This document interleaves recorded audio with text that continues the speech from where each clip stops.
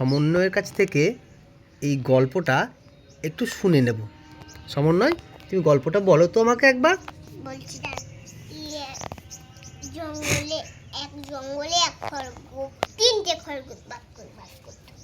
তারপর কি হয়েছে, কালকে একটা বাঘ ওদেরকে পিছনে তাড়া করেছে। ওরা দৌড়ে যাচ্ছে।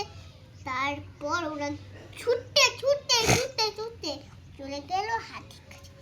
হাতি বলছে, কি হলো, খরগোশ ভাইরা তোমরা কেন এসছো? আমরা খুব বিপদে পড়েছি, একটা বাঘ আমাদের তাড়া করেছে। কি বেশ, ওর লেজটা কেটে দেবো আর দিয়ে পিষে দেবো, ঠিক আছে? দিয়ে লেজটা ঠাসাং করে কেটে দিয়েছে আর পিষে দিয়েছে। এবার চলতে চলতে চলতে চলতে মরে গেছে।